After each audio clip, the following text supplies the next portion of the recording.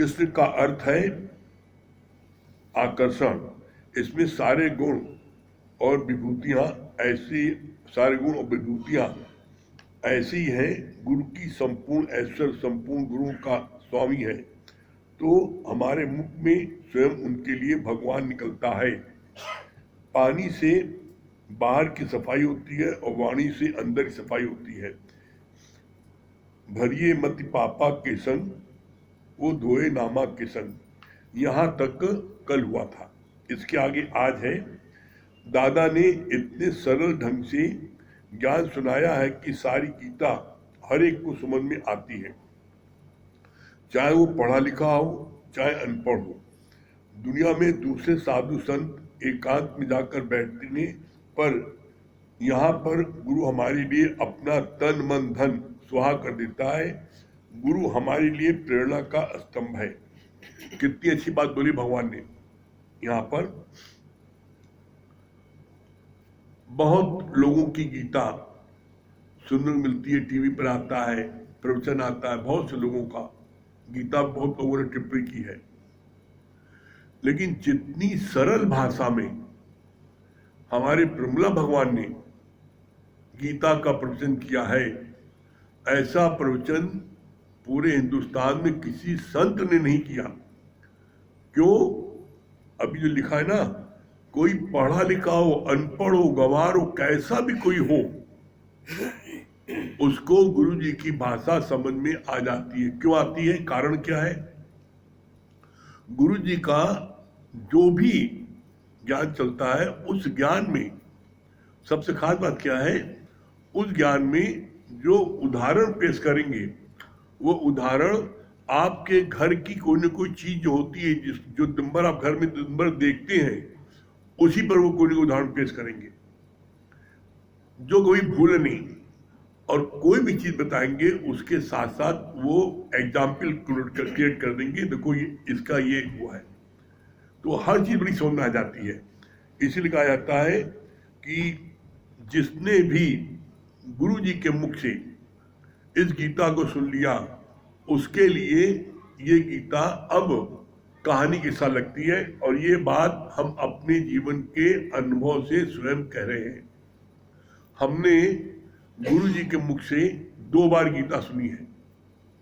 जब गीता गुरु पढ़ते थे, हम भाग भाग के जाते थे और वहां उनका वो गीता का प्रवचन सुनते थे।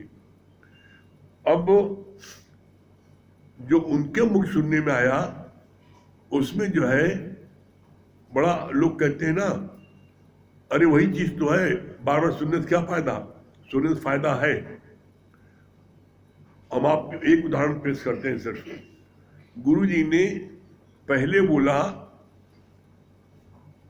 भगवान कृष्ण से अर्जुन ने युद्ध के समय जब दोनों सेनाएं इकट्ठा हो गई, तो उस समय भगवान कृष्ण से अर्जुन ने क्या बोला?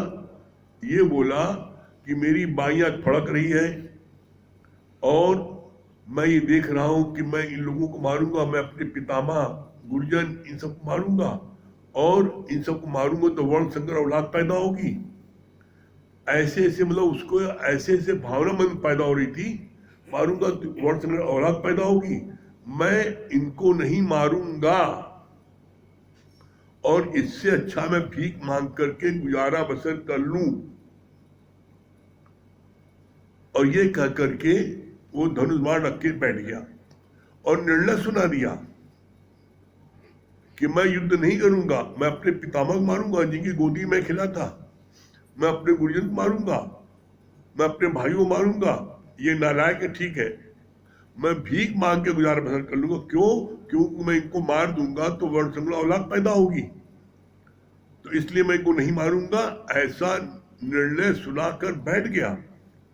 भगवान कृष्ण ने देखा, इसको मैंने चुना है युद्ध के लिए, यही वीर सबसे ज्यादा है और ये इससे मैं ऐसा इन मौके पर ऐसा बात कर रहा है।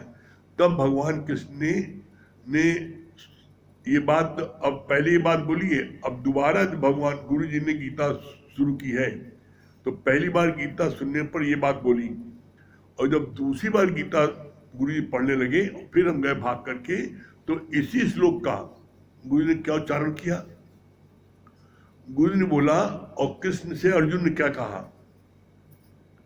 पहले संवाद में बोला कि मैं उनको नहीं मारूंगा, वर्ण से औलाद पैदा होगी और मैं युद्ध नहीं करूंगा, निर्णय सुना दिया। और इसके बाद दूसरी बारी बोला कि मेरा रथ दोनों सेनाओं के बीच में ले चलो। और जब दोनों सेनाओं के बीच में रथ लेके गया,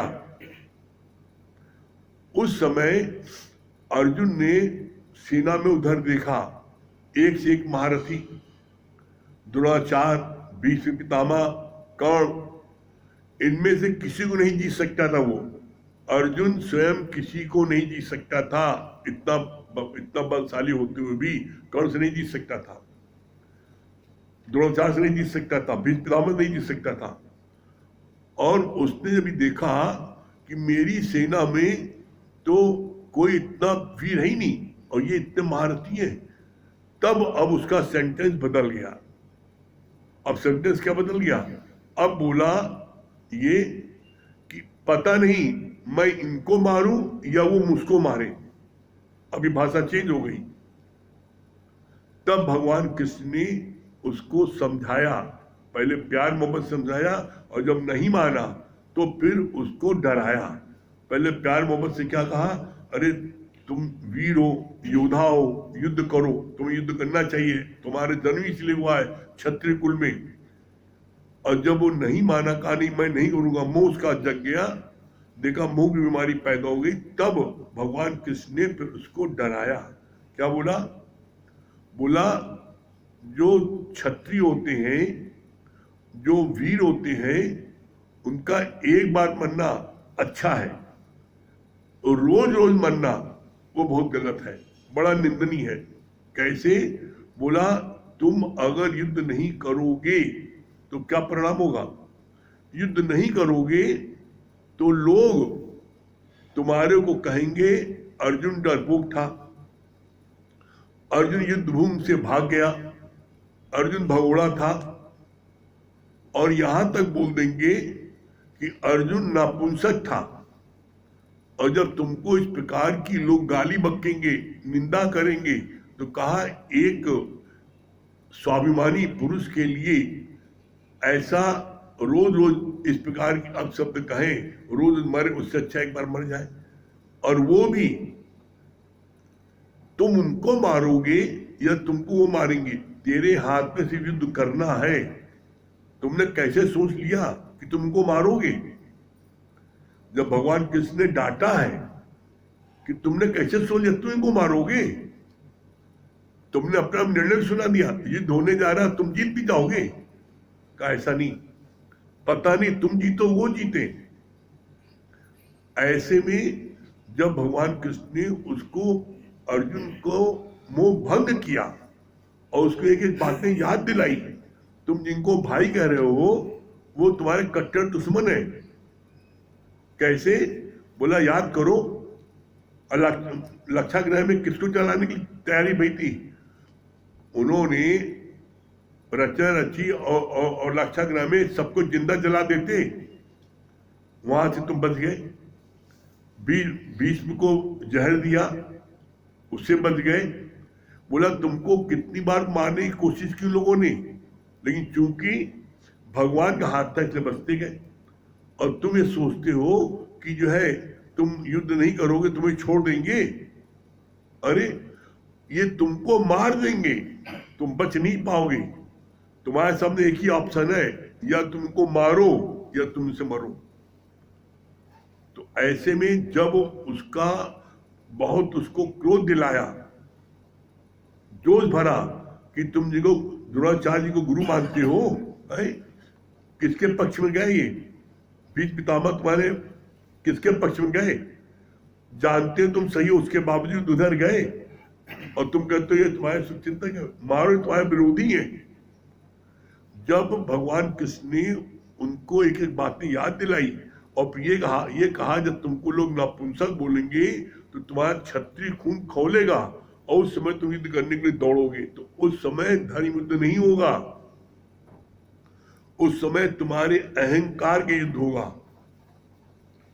इसलिए हे अर्जुन उठो और युद्ध करो। जब भगवान कृष्ण ने इस प्रकार से डांटा है, समझाया, तब वो युद्ध करने के लिए राजी हुआ है। तो यहाँ पर प्रमिला भगवान ने जो गीता का प्रवचन इतने सरल शब्दों में किया है कि अब एकदम कहानी की सा लगता है।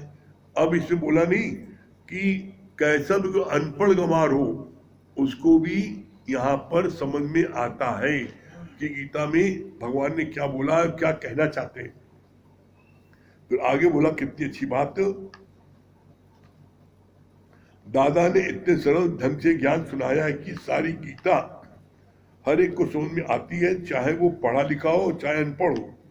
दुनिया में दूसरे साधु संत एकांत में जाकर बैठते हैं, पर यहाँ पर गुरु हमारे लिए अपना तन मन धन स्वाहा कर देता है।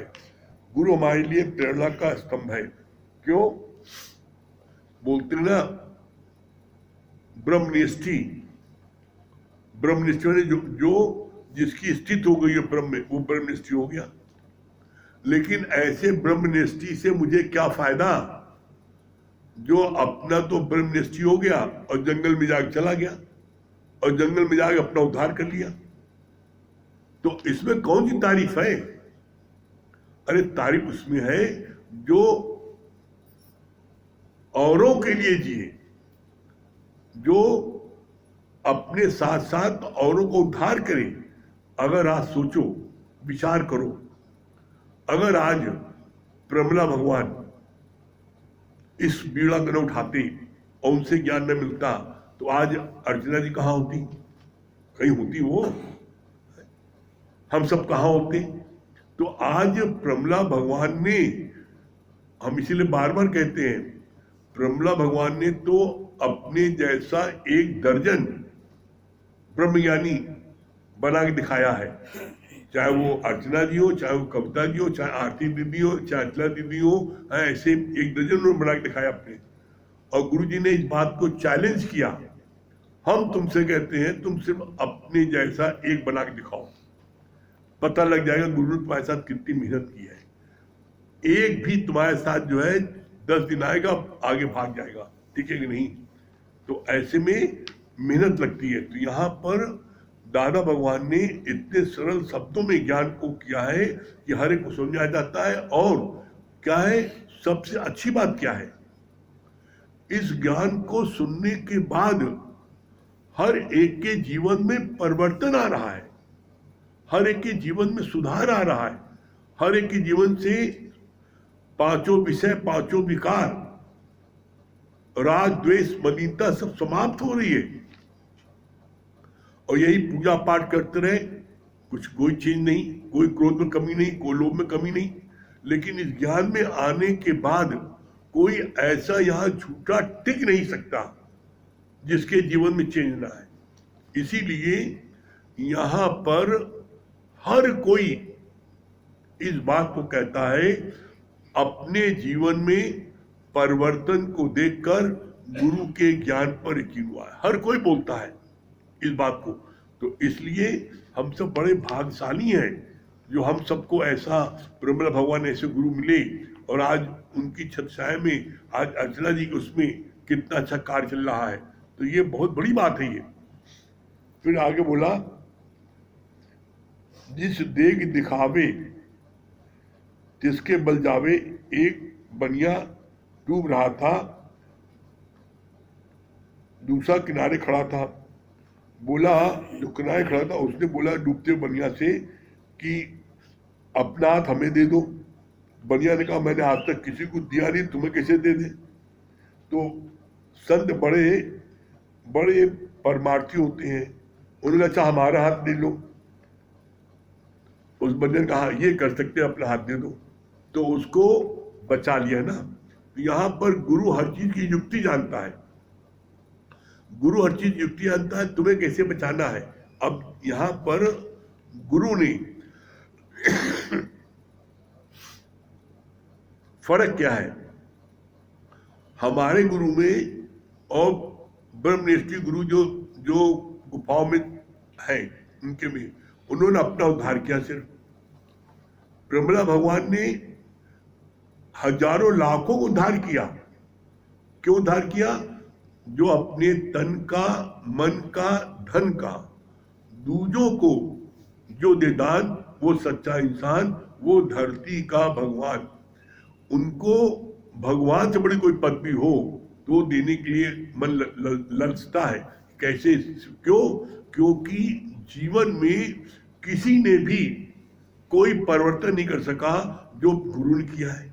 इसलिए गुरु के आगे बार बार नतमस्तक होता है मन, और बार बार उनके आगे जो है इस बात के लिए मन कहता है कि हम सब बड़े भाग्यशाली हैं कि हमको ऐसा गुरु मिला।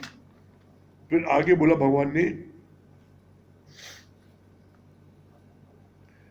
पहले दाता गुरु भया जो देवे ब्रह्म ज्ञान, पीछे दाता शिष्य भया जो अर्पे तन मन प्राण।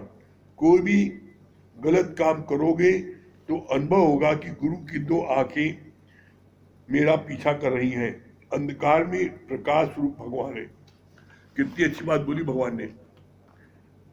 कहा कि गुरु जो है पहले दाता गुरु भया,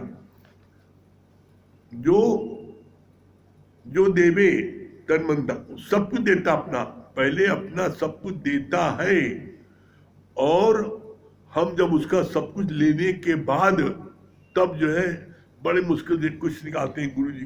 तो बोला ये जो है गुरु पहले करके दिखाता है, और जब गुरु करता है तो हमारे आगे उनके इतने एहसान होते हैं कि हम उनको भगवान, बस हमको बोलना पड़ता नहीं मेरे भगवान है ये।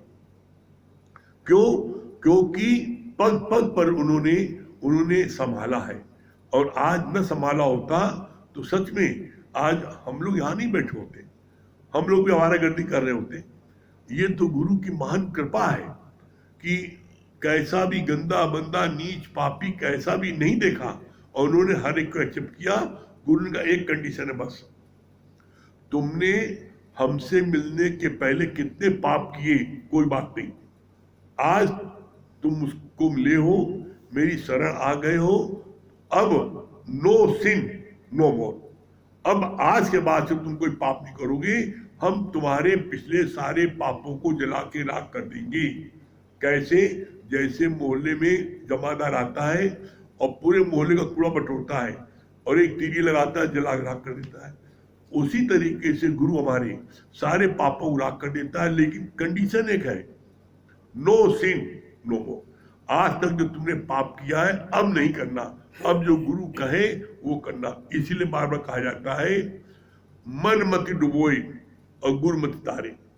इस बात को फिर हम अपने जीवन के अनुभव से कह रहे हैं आपको, आप गुरु की मति मान करके सत्संग में नित्य बैठते जाइए, गुरु के वचनों को अपने जीवन में लगाते जाइए। दुनिया की कोई ताकत आपको मंजिल तक पहुंचने से नहीं रोक सकती। हम एक बात फिर बार बार कहेंगे, ये ज्ञान, ये स्थान किसी की पपौती नहीं है। यहाँ पर ऐसा नहीं ना कि बाप है तो बेटे को गद्दी मिलेगी, यहाँ गद्दी नहीं, यहाँ जो काबिल वही बैठेगा। ऐसा नहीं है कि राज है, राज सिंहासन है किसी का और वो उसके बच्चे को मिलेगा। यहाँ एक मात्र ऐसा स्थान है जहां पर अपनी काबिलियत से गुरु की शरण में आने के बाद जो जितना गुरु के आगे समर्पित रहेगा, जिसके मन में गुरु के प्रति अंधी श्रद्धा, अटूट विश्वास और प्रेम होगा, वो निश्चित मंजिल को प्राप्त करेगा। आप करके देख लो, और अगर आपको निश्चित सफलता ना मिले, आपके जीवन में परिवर्तन ना आ जाए, तब पहना गारंटेड यहाँ नहीं है। आप करके देखो, आपको निश्चित आपके जीवन में आनंद में आएगा और आप मंजिल को प्राप्त करेंगे। ठीक है नीलू जी? हाँ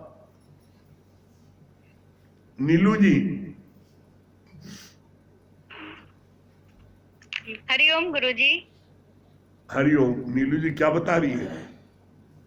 जी सच बात है गुरु जी, हम लोग अति अति अति भाग्यशाली है कि ऐसा सच्चा गुरु, आला गुरु मिला है। नहीं तो जो है सच में अपने अंदर महसूस करते हैं कि पता नहीं क्या अमुक खजाना दे दिया है। हर पल जैसे कि नायलॉन के मोजे की तरह। और मतलब कभी कभी लगता है कि युक्तियां कहाँ से आप प्रेरणा दे रहे थे, कब प्रेरणा दे रहे थे, कब कैसे कार्य हो जाता है। दिखता तो सामने है कि अभी नहीं होगा, और अचानक किसी के मुख में बैठकर आप भी विराजमान होके बोलते हैं। हर पल आपकी लीला महसूस होती है गुरुजी, हर पल आपकी लीला महसूस होती है। और वास्तव में हम लोग अति भाग्यशाली हैं कि ऐसा सच्चा दर मिला है। बस अपने आप को नो करे और गुरु को यस करे, और जितना हो सके गुरु से सबको जोड़े। इससे सुंदर कार्य कुछ है ही नहीं। हाँ चलिए जी गुरु जी, भजन सुना भजन सुना दे। दीजिए, हाँ सुनाइए। जी गुरु जी। गुरु ब्रह्मा गुरु विष्णु गुरु देवो महेश्वरा, गुरु साक्षात परब्रह्मा शिव नमो। गुरु वचनों को रखना संभाल के, एक एक वचन में गहरा राज है, जिसने जानी है महिमा गुरु की, उसका डूबा कभी ना जहाज है।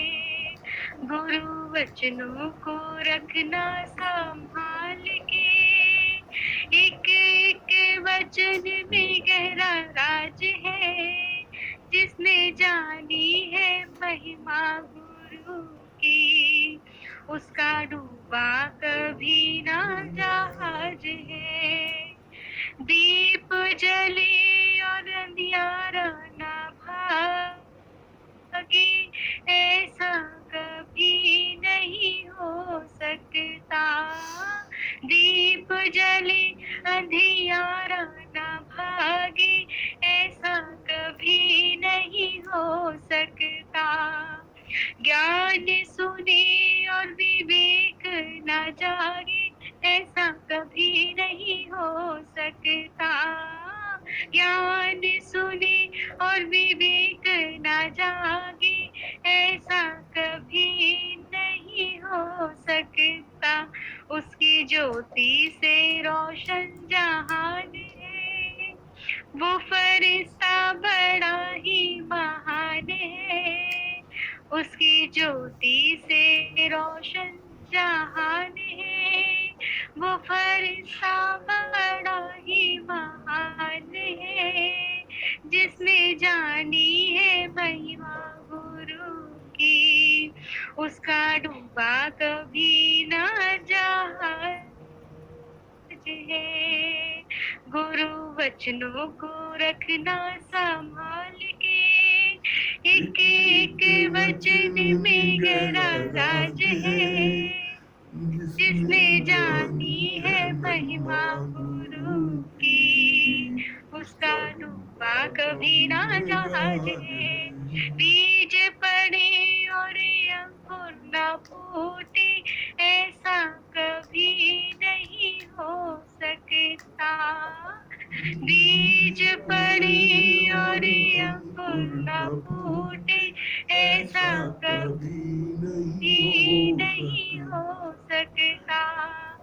कर्म करे और फल ना भोगे, ऐसा कभी नहीं हो सकता।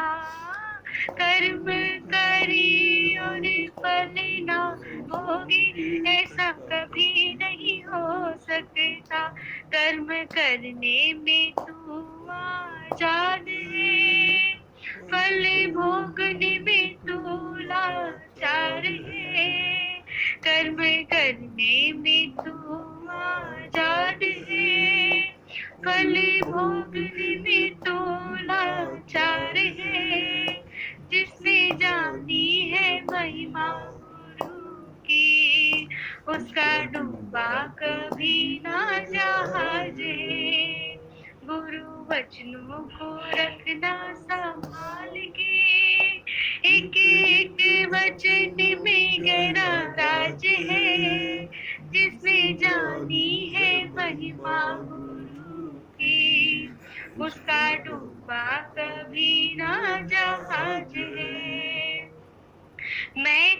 दिया तू जब तक जलाए तब तक प्रभु नहीं मिल सकता।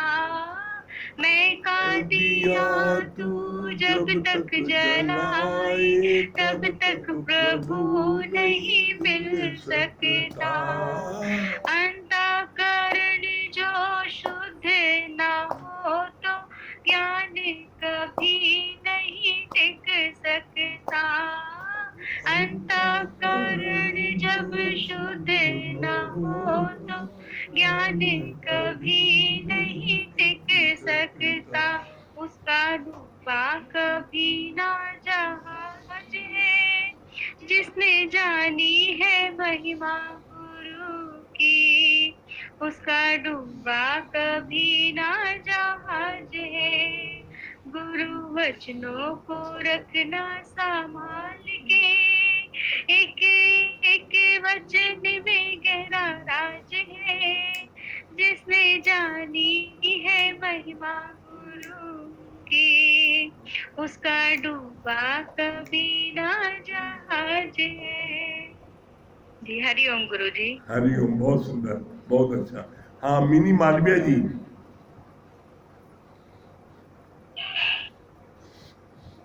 मिनी मालविया,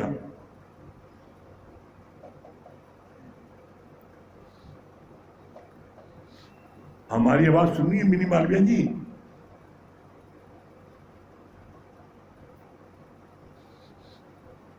लगता है उनका मिनी मालविया।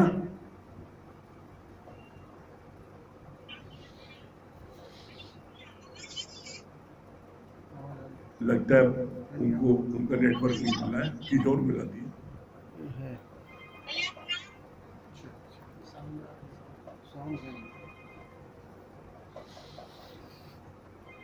हेलो मिनी मालविया। हाँ आ गई। हाँ हाँ हाँ हाँ, क्या बता रही है?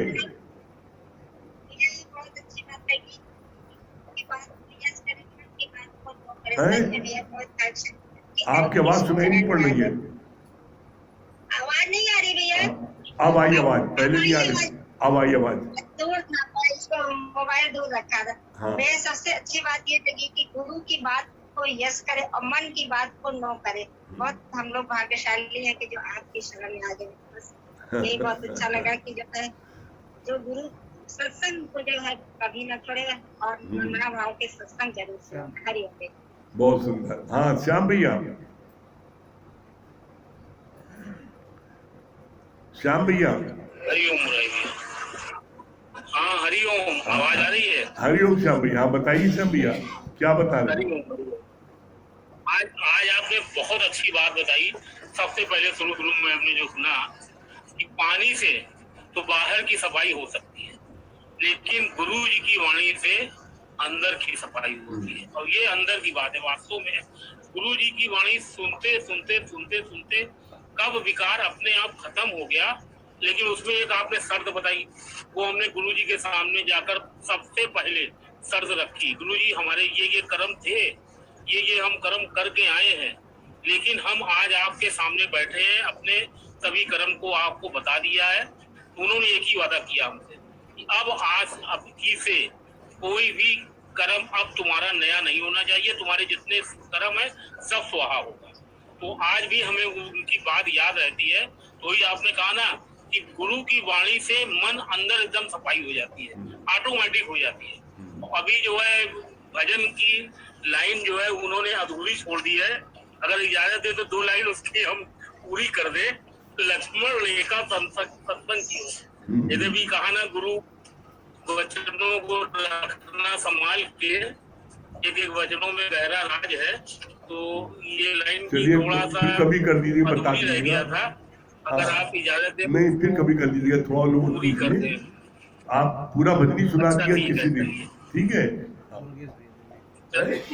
हाँ दुर्गेश भैया दिल्ली, फिर कभी सुना दीजिएगा श्याम भैया।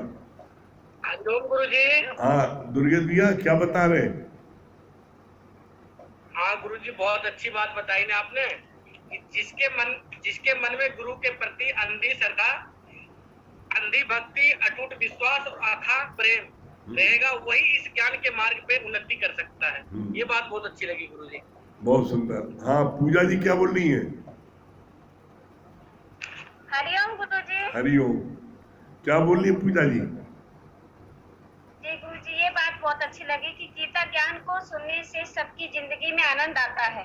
हाँ कोई भी इंसान हो, चाहे वो अनपढ़ गंवार हो, चाहे वो पढ़ा लिखा हो, या कोई भी जाति का हो, इसमें आप गीता में अगर गीता को ध्यान से सुनते हो तो सबकी जिंदगी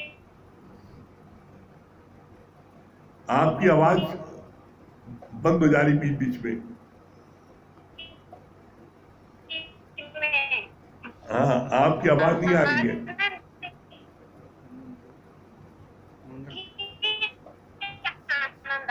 हाँ चलिए ठीक है, बहुत अच्छा, आता है और ये निश्चित है। बहुत सुंदर। हाँ मंगल भैया। ये बात गुरुजी बहुत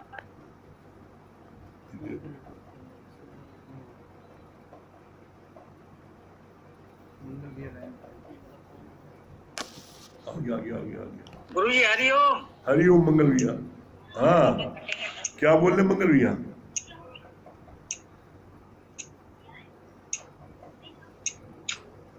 नहीं नेटवर्क। मंगल भैया क्या बता रहे हैं? हमारी आवाज सुनाई पड़ रही है? हेलो। हाँ हरिओम गुरुजी। हाँ क्या बता रहे हैं? हाँ आवाज आ रही है गुरुजी? हाँ अब आई आवाज। हाँ बहुत अच्छी बात है कि नित्य के सत्संग से गुरु हमारे अंदर क्या डाल देता है हमें पता नहीं चलता है। इसलिए कहना पड़ता है कि अपने जीवन में परिवर्तन को देख के मुरारी भगवान के ज्ञान पे यकीन आता है। सच बात है गुरुजी, आज आप न होते तो हम कहाँ होते। लक्ष्मी जी क्या बोल रही है? हरिओम गुरुजी। हरिओम। प्रेम से किया हुआ हर यज्ञ, प्रेम से किया हुआ हर कर्म यज्ञ है। तो इस बहुत यज्ञ में सुंदर। हम रोज आहुति अपना देते रहे, तभी हमारा बढ़ोतरी होगा। बहुत सुंदर, बहुत यही सुंदर सत्संग में है। हाँ महेश भैया।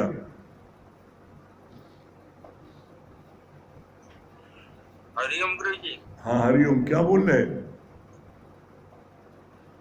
बहुत अच्छी बात आपने बताई कि सच में अपने जीवन के परिवर्तन को देख के गुरु के ज्ञान पे यकीन हुआ।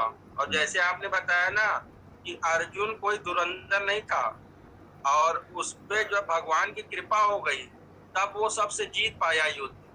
तो सच बात है, जैसे हम लोग भी माया जलती हुई दुनिया में है, जब आपकी शरण में आए तो हम लोगों को शीतल छाया जो मिल गई, तो आपसे जो ताकत और पावर मिलती है, तो गुरु के ज्ञान वचनों को लगा के तो जीवन में हर क्षेत्र में उन्नति होती है। ये बात तो सच में आपके शरण में रहने पे आपकी कृपा से ये महसूस हो रहा है। संगीता जी क्या बता रही है? जो है हरिओम गुरुजी। हरिओम। हरिओम गुरुजी। हरिओम हरिओम क्या बता रही है? बहुत अच्छी बात लगी। गुरु के प्रति अंधी श्रद्धा, अटूट विश्वास और अथाह प्रेम रहेगा तो मंजिल तक पहुंच जाएंगे। ये बात बहुत अच्छी लगी। हाँ गारंटेड है, कोई रोक नहीं सकता। हाँ क्या बोल रहे हैं चित्रा जी? चित्रा जी। हरिओम गुरुजी, बहुत अच्छा लगा कि पहले दातार गुरु करके करना सिखाते। ऐसा भी नीच पापी को कर्मी आधर्मी इस दरबार में आता है, उसे कब्र से निकाल कर। हाँ पापा वो ब्यूटी पार्लर। हाँ बहुत अच्छा लगता है कि हम लोग इतने सौभाग्यशाली हैं, तो इतने अच्छे गुरु मिले हैं। और सबसे अच्छा लगा देखते हैं जब गुरु के भक्तों में इतना सारा परिवर्तन आया है, तो हम सब क्या है, अगर वचनों को अपने जीवन में धारण करेंगे तो ऐसा नहीं है कि जीवन में परिवर्तन। हाँ नरेंद्र भैया, नरेंद्र भैया बोलो।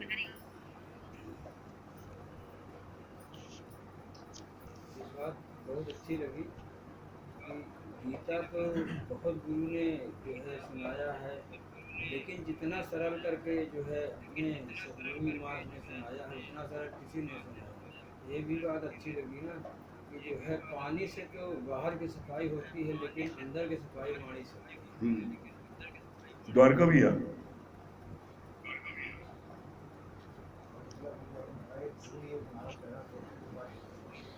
जगदीश भैया। और अच्छी बात है कि वास्तव में हम लोगों को जो सच्चे गुरु जो मिले हैं हम लोगों को जीवन बन गया है। अनिल भैया।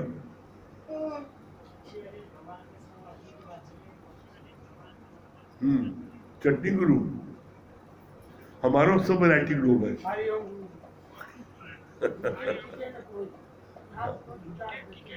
हाँ मालवी जी।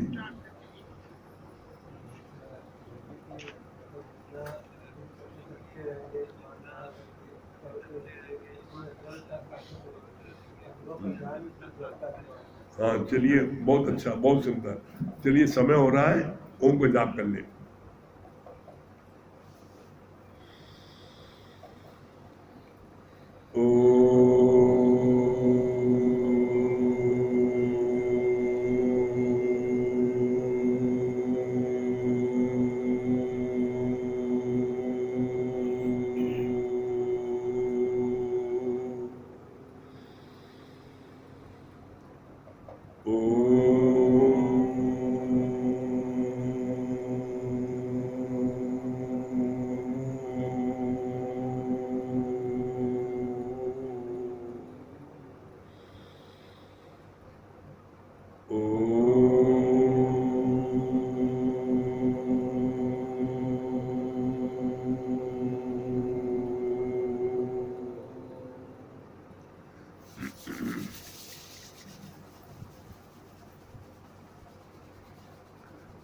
सभी प्रेमियों को हरिओम, राम राम।